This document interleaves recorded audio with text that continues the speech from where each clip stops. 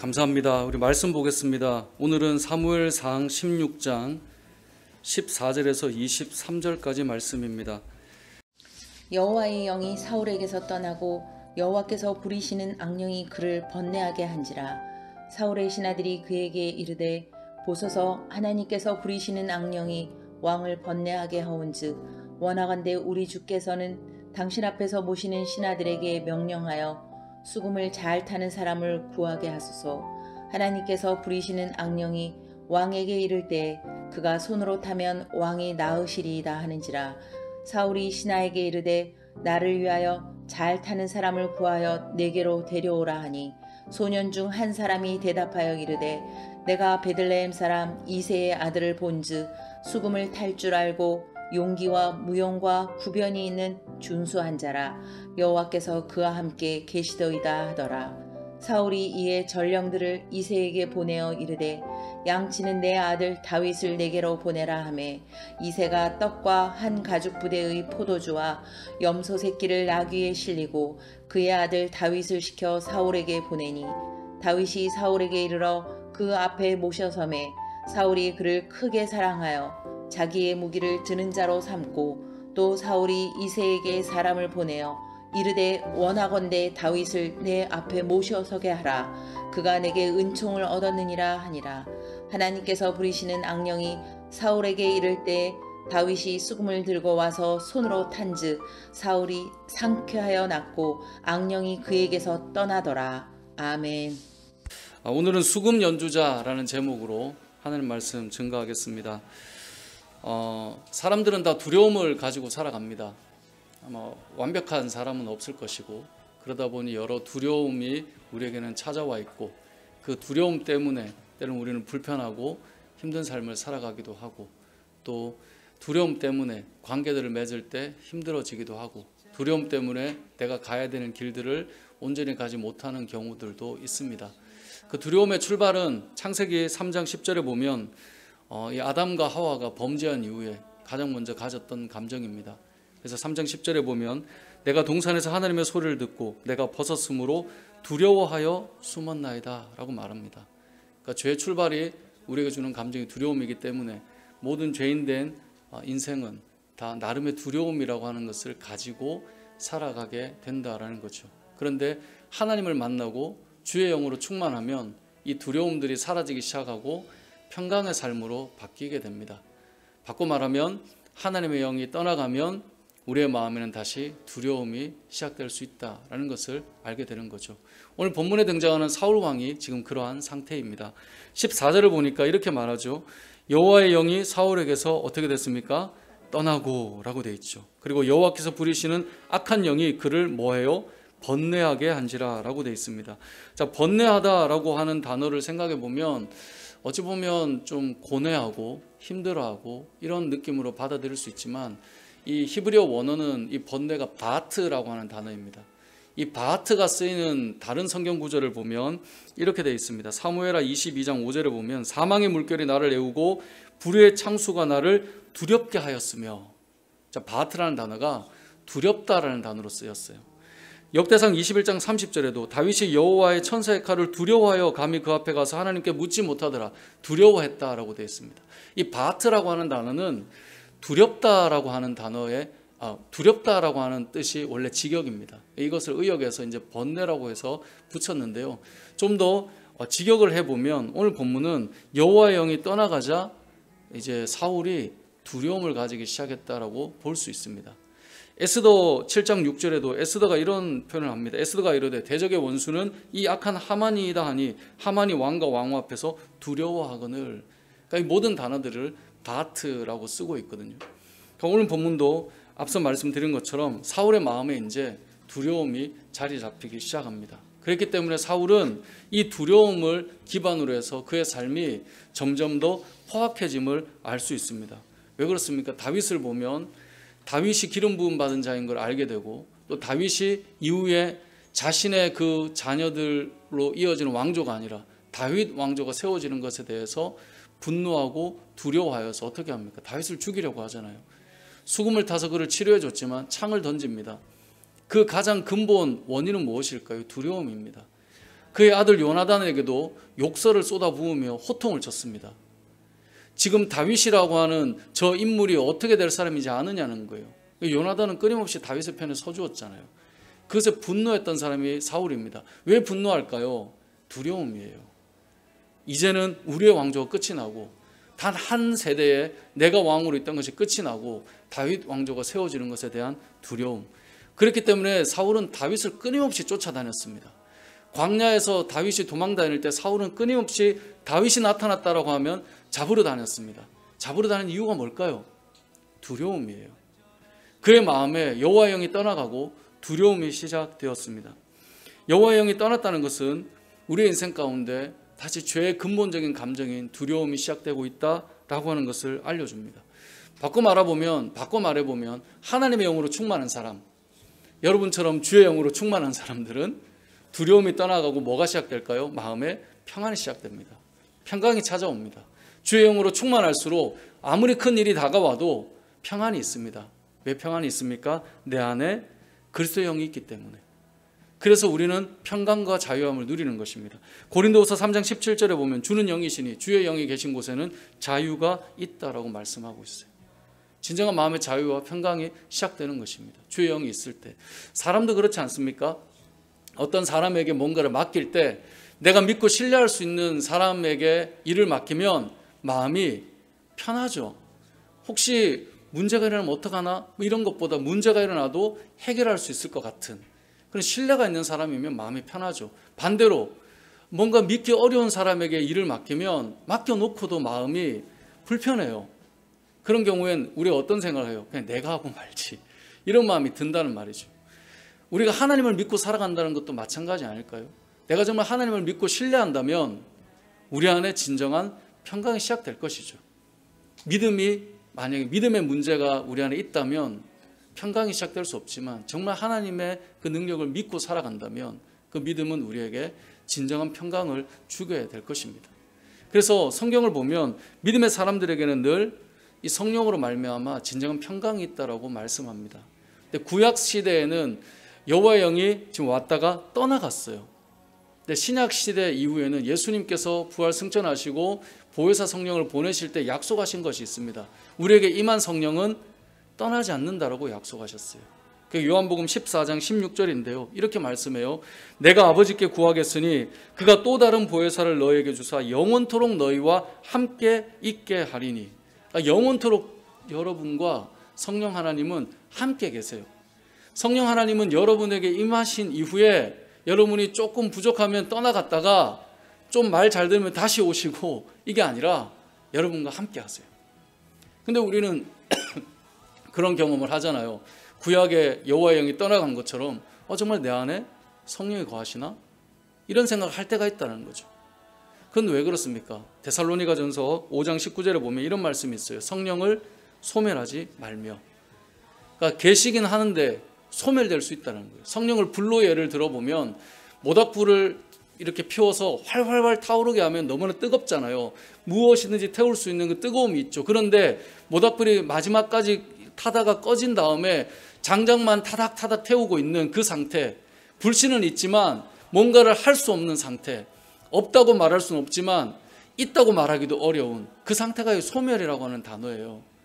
그러니까 우리 안에 성령님이 거하시지만 도무지 저 사람에게 성령이 거하시는지 알기가 좀 헷갈리는 그런 상태가 소멸인데 성경은 이렇게 말해요. 성령을 소멸하지 마라. 그러니까 떠나지는 않지만 계시지 않는 것처럼 우리가 그렇게 살아갈 수 있다는 거예요. 그러니까 저와 여러분의 삶을 한번 생각해 볼 때 우리가 하나님의 하나님의 성령을 소멸하는 삶을 살지 않는가 생각해 봐야 돼요. 이것은 다른 말로 하면 소멸하는 주체가 우리라고 하는 것은 우리를 통하여서 주의 영이 소멸된다 이거죠. 하나님께서 스스로 소멸하는 것이 아니라 우리가 하나님의 마음을 아프게 하거나 근심하게 할 때 데살로니가전서 4장 8절에 보면 그러므로 저버리는 자는 사람을 저버림이 아니요 너에게 그의 성령을 주신 하나님을 저버림이라 라고 말씀하고요.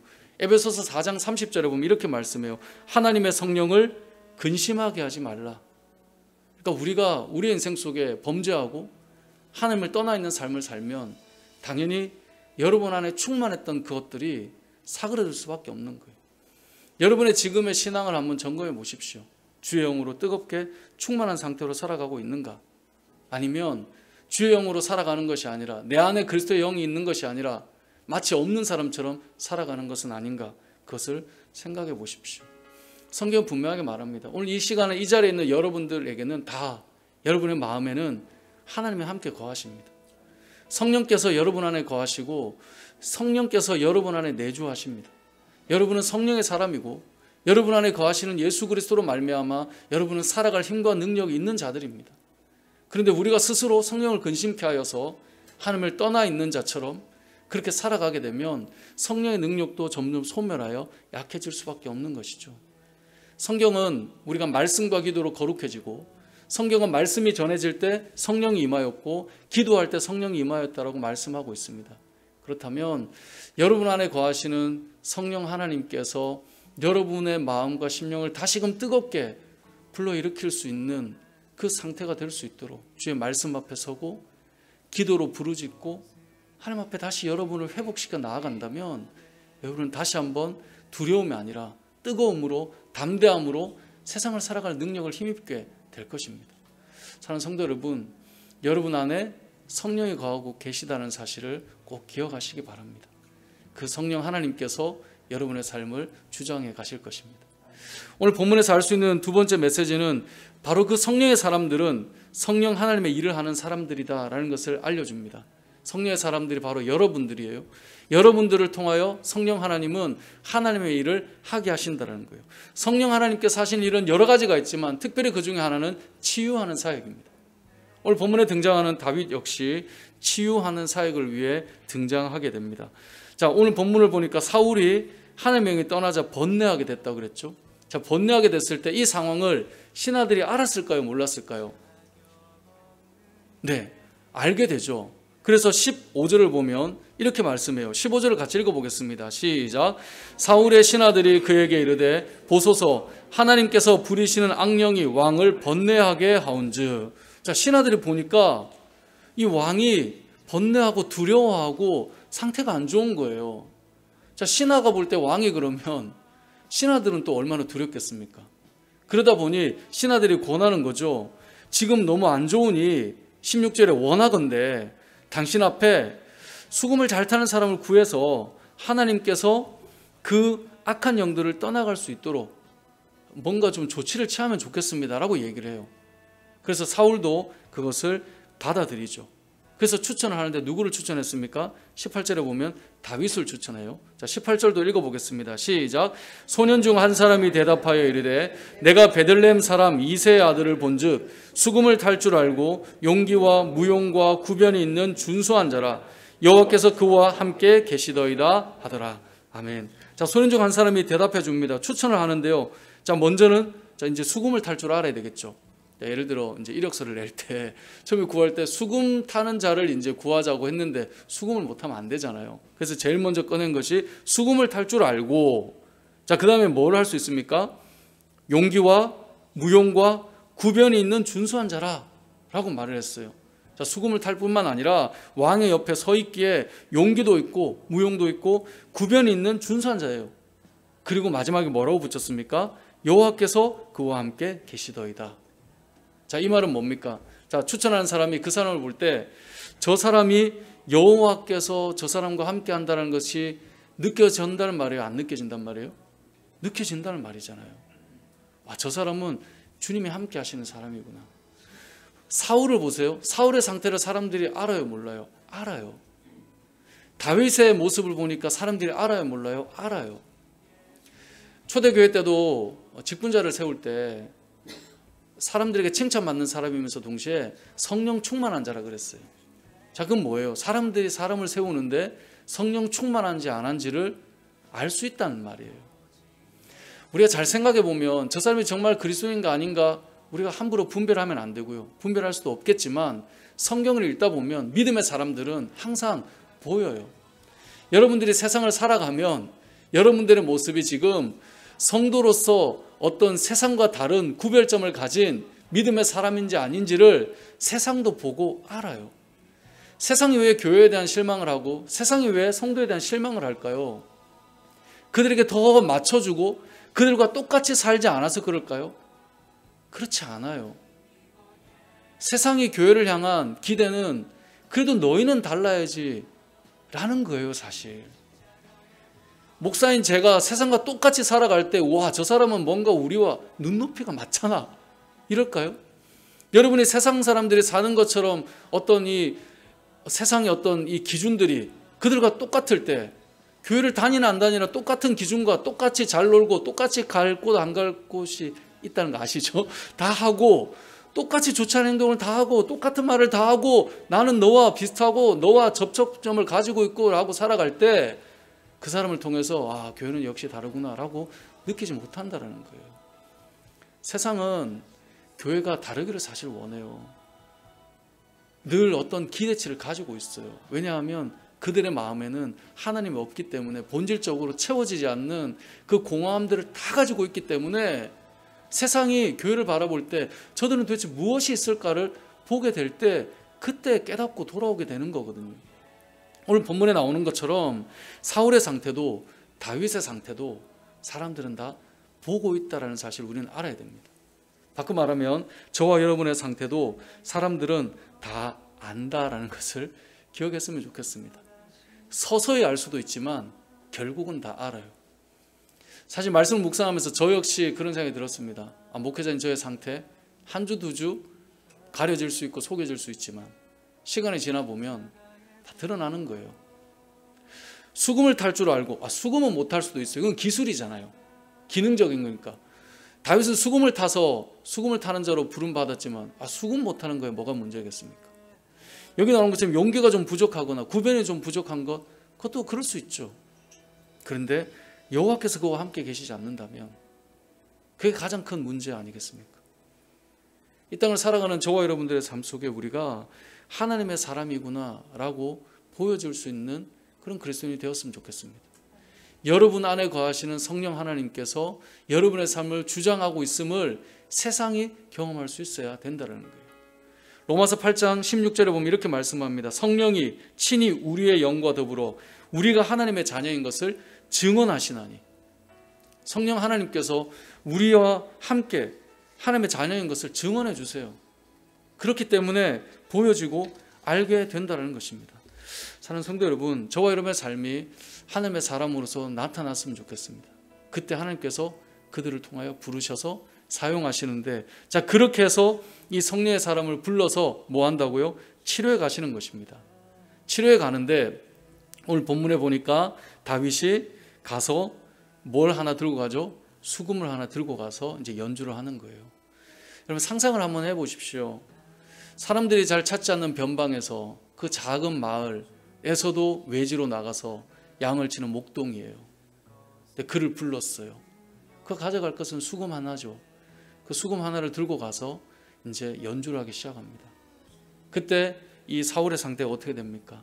여러분 23절 마지막 절을 같이 한번 읽어보겠습니다. 시작. 하나님께서 부리시는 악령이 사울에게 이를 때 다윗이 수금을 들고 와서 손으로 탄즉 사울이 상쾌하여 낫고 악령이 그에게서 떠나더라. 아멘. 다윗이 그곳에 가서 수금을 켜기 시작하자, 수금을 타기 시작하자 그곳에 있던 악한 영들이 사울을 더 이상 괴롭히지 못하고 사울이 상쾌하게 되었다라고 성경은 말씀하고 있습니다. 이것은 다윗의 이 아름다운 선율 때문이 아니라 그 안에 역사하시는 성령 하나님께서 사울을 치유해 갔음을 보여주고 있는 것입니다. 생각을 해보면 그렇습니다. 다윗은 이 악기 하나를 들고 가는 곳마다 하나님을 찬양하며 그 음악을 연주할 때 사람들이 회복되고 치유되는 일들이 일어났다는 거죠. 이걸 우리에게 적용해 본다면 이 땅의 수많은 믿음의 사람들이 모두가 수금은 아니겠지만 뭔가를 하나씩 들고 또 그들이 가진 재능을 가지고 세상으로 나아가서 그것을 통하여서 사람들의 그 아픈 머리가, 사람들의 힘든 마음이, 또 지친 영혼이 회복되어져 가도록 하는 것. 성령의 사람들이 예배를 드리지만 세상으로 흩어져 나아가 길을 떠날 때 마치 다윗이 그곳에서 사울에게 가서 이러한 일을 하듯 여러분들도 각자가 가는 길들이 있죠. 그곳에서 이러한 성령의 사람의 역할을 하는 자라는 사실을 기억해야 된다는 거예요. 그리고 여러분들의 발걸음이 치유하는 자로서의 발걸음이 되어야 한다는 것입니다. 성령 하나님께서 저와 여러분에게 원하시는 것은 우리가 가는 곳마다 회복의 역사가 나타나기를 원한다는 거예요. 사람이 가는 곳마다 문제가 일어나게 되는 사람도 사실 있어요. 그 사람이 있으면 늘 조금 어려움이 있어요. 그분이 있으면 늘 힘겨움이 있어요. 그분이 있으면 가게 될 때 내가 거기 가야 되나 고민하게 될 때가 있어요. 여러분 다 그러시지 않습니까? 세상을 살아갈 때 모든 사람이 다 편하고 자유롭지는 않죠. 그 사람이 있는 자리는 왠지 불편해요. 그 사람이 있는 자리는 왠지 어려워요. 그 사람이 있으면 꼭 어떤 문제가 일어나요. 근데 반면에 반대 사람이 있죠. 그분이 오면 갈만해요. 그 사람이 있으면 기쁨이 있어요. 그분이 오면 뭔가 즐거움이 있어요. 그분이 있으면 회복이 돼요. 성경 말씀에 보면 성령께서 하시는 역할 중에 에베소서 4장 3절에 보면 평안에 매는 줄로 성령이 하나 되게 하신 것을 힘써 지키라라고 말씀해요. 성령 하나님은 하나 되게 하세요. 그러면 하나님의 사람은 무슨 일을 할까요? 하나 되게 봉합하는 사람들이에요. 그 사람이 갈 때마다 어려움이 있다? 그건 지금 뭔가 생각해 봐야 될 문제예요. 그 사람이 가면 눈물이 닦여지기 시작해요. 그게 성령의 사람이라는 거예요. 함께 있으면 비난이 되고 비판이 되고 판단이 되는 것 성령이 하시는 일일까요? 그렇지 않습니다. 모이면 우리는 성경은 늘 말씀하잖아요. 판단은 누구의 몫이에요? 하나님의 몫이거든요. 근데 우리의 장기는 뭐예요? 판단하기예요. 그 사람 탁탁탁탁 나오는 거죠. 거기까지만 돼도 괜찮은데 그걸 입술로 말하기 시작하고 사람에 대해서 이야기하기 시작하고 열을 잘해도 하나를 잘못하면 그런 사람인 것처럼 판단이 되고 다 잘 나가도 잘하다가도 하나가 부족하면 그 하나가 그게 전체인 것처럼 이야기가 되고 그렇게 되어서 뭔가 봉합되고 회복되는 일이 일어날까요? 그렇지 않겠죠. 가는 곳마다 회복이 되고 치유가 되는 역사가 일어났으면 좋겠어요. 여러분이 가는 곳마다, 여러분이 일하는 일터마다, 여러분의 가정마다, 여러분이 만나는 그 모임마다 여러분이 있기 때문에 모이면 누가 나간 사이에 예전에 말 해도 되나? 우리 이제 아내가 일을 하다가 일하는 그 사람들이 회식을 하면 이렇게 모여 있다가 화장실을 잘 안 간대요. 왜 그래 물었더니 화장실을 가는 순간 그 사람 이야기를 이제 한다라고 하던데. 예. 근데 우리가 다른 사람 말하기를 참 좋아하는 사람들 사실 있거든요. 그러다 보니 가면 모이면 어려워지는데 여러분이 있는 자리마다 봉합되고 회복되고 좋아지고 하나님의 역사가 치유되는 역사가 일어나기를 소망합니다. 여러분이 있는 이 교회가 하나님의 그 치유의 역사가 일어나는 교회 되기를 소망합니다. 아픈 자가 왔을 때 실수하는 일들이 일어날 때 그때마다 치유의 역사가 일어나는 다윗과 같은 성령의 사람이 되기를 소망합니다. 오늘 본문에서 알 수 있는 또 한 가지는 이 다윗이 하나님 앞에 나와서 사울 앞에 나와서 했던 일은 수금을 타는 것이었는데 이 수금을 탄다라고 하는 것은 그냥 악기 연주를 했다라기보다 찬양을 한 것이라고 여러분 생각하셔야 됩니다. 자, 16절 말씀을 우리 다시 한번 읽어보겠습니다. 시작. 원하건대 우리 주께서는 당신 앞에서 모시는 신하들에게 명령하여 수금을 잘 타는 사람을 구하게 하소서. 하나님께서 부리시는 악령이 왕에게 이를 때에 그가 손으로 타면 왕이 나으시리이다 하는지라. 아멘. 자, 수금을 탈 때 왜 하나님의 역사가 일어날까요? 이것은 그 안에 찬양이 담겨 있어서 그래요. 그래서 성경을 잘 읽어보면 구약시대에 수금을 타는 것은 항상 찬양과 연결되어 있어요. 당시에 믿음의 사람들이 악기로 연주하던 것이 수금이었어요. 그렇기 때문에 물론 이제 비파와 수금 등등 여러 가지가 있지만 이 수금을 가지고 연주하며 하나님을 찬양했다는 거죠. 다시 말해 찬양을 할 때 하나님을 높이는 찬양의 연주를 할 때 그때 하나님께서 역사하시는 일들이 일어났다는 것입니다. 오늘 본문에서 알 수 있는 마지막 한 가지는 찬양할 때 치유의 놀라운 역사가 일어난다는 것입니다. 찬양에는 역사가 있습니다. 하나님을 높이는 그 고백 안에는 반드시 역사가 있습니다. 시편을 보십시오. 시편의 저자의 많은 분량을 차지한 사람이 누구입니까? 다윗이죠.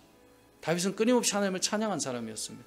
그 찬양에는 자신의 믿음의 고백과 때로는 감정의 힘겨움과 이 모든 것들을 담고 있지만 그리고 결론적으로 하나님을 찬양하잖아요.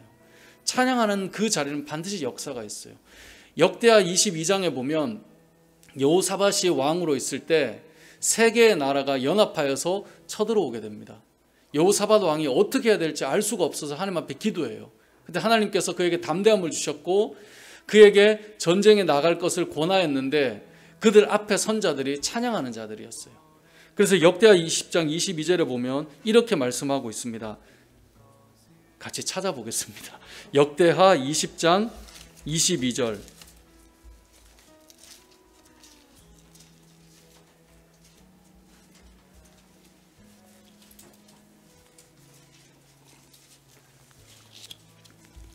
역대하 20장 22절 말씀을 같이 읽어보겠습니다. 시작. 그 노래와 찬송이 시작될 때 여호와께서 복병을 두어 유다를 치러 온 암몬 자손과 모압과 세일산 주민들을 치게 하심으로 그들이 패하였으니. 아멘. 자, 여기에 보면 그 노래와 찬송이 시작될 때에 하나님께서 역사하시고 일하기 시작했다라고 말씀하고 있습니다. 전쟁터에 21절에 보니까 노래하는 자들을 택해서 거룩한 예복을 입히고 찬양하며 여호와께 감사하세 그의 인자하심이 영원하미로다 외치는 자들을 세운 거예요. 이들이 하나님을 찬양할 때 그때 역사가 시작되었습니다. 전쟁은 하나님께 속한 것임을 이들이 경험하고 있습니다. 이것은 구약시대의 한 이야기가 아닙니다. 이 시대에도 동일하게 저와 여러분의 삶 속에 일어나는 이야기입니다. 여러분의 삶 속에, 여러분의 입술에, 여러분의 가정 속에, 여러분이 오고 가는 걸음 속에 여러분 얼마나 많이 하나님을 찬양하며 믿음으로 하나님을 고백하며 여호와께 감사하세 그의 인자하심이 영원하미로다 이런 믿음의 고백과 찬양으로 살아가십니까? 찬양할 때 여러분의 삶은 반드시 하나님의 능력을 덧입는 역사가 시작될 것입니다. 하나님을 찬양할 때 하나님께서는 여러분의 마음을 뜨겁게 만들어 가실 것입니다. 하나님을 찬양할 때 여러분의 인생을 인도하신 하나님께서 더 강력하게 주도해 가실 것입니다. 그런데 우리는 이 땅을 살아가면서 예전에는 찬양 집회나 또 찬양이 참 뜨거웠던 시대를 우리가 지나왔는데 지금은 그러한 어떤 뜨거움과 하나님을 찬양하고 고백하는 일들이 참 많이 사그러들어 있어요. 저도 제가 청년 시절을 생각해 보면 교회 가서 예전에도 그런 말씀 드렸지만 그때 놀이 문화도 많지 않았으니까 피아노를 치는 친구가 이렇게 찬양을 하고 있으면 갔다가 같이 찬양하는 거예요. 그때 많이 불렀던 찬양이 찬미의 수, 찬미 300, 500 이런 찬양이 있으면 찬양하다가 야 1번부터 시작하자 이래가지고 모여가지고 1번부터 막 하고 있으면 또 청년들이 그때는 다 교회에서 대부분 놀았으니까 학업이 끝나거나 아르바이트가 끝나면 교회 오면 찬양하고 있어요. 우리 한 120 몇 번까지 부르고 있는데 야 1번부터 시작하자 이러면 또 막 같이 찬양하고 부르고 근데 그게 아무것도 아닌 것 같지만 돌아보면 그때 하나님을 고백하고 하나님의 이름을 우리가 인정하고 그렇게 살았던 지체들이 아니 시간을 그런 데 써? 아니요. 그들을 하나님께서 다 세우셨고 저도 저가 함께 걸어왔던 믿음의 지체들을 보면 하나님께서 얼마나 그 인생들을 값지게 지금 사용하고 계신가를 볼 때마다 참 놀라워요. 어떻게 그런 일이 가능할까요? 우리의 머리로 자꾸 생각해서 그 시간에 뭔가 더 계산해서 그렇지 않아요. 삶을 돌아보면 하나님께서 인도하시는 것이 인생입니다. 그렇다면 성경을 바라볼 때마다 깨닫는 것, 하나님을 고백하는 것, 하나님을 찬양하는 사람들 그 가운데 반드시 하나님이 역사하세요.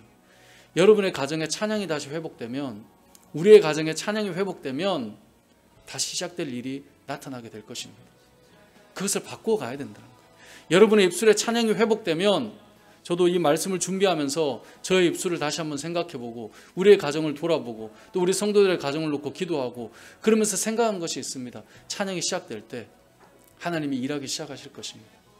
여러분 가정에 찬양이 회복될 때 하나님이 새롭게 시작하실 것입니다.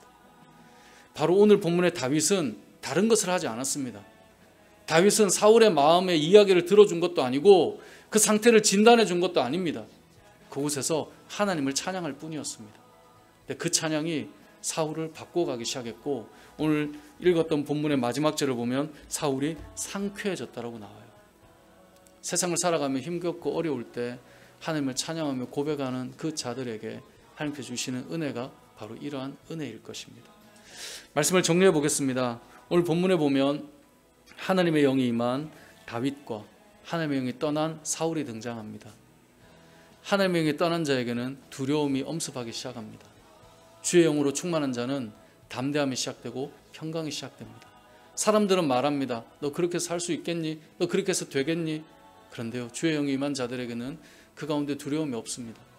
하나님께서 그의 인생을 붙들고 있음을 경험하는 자들은 두려워하지 않습니다.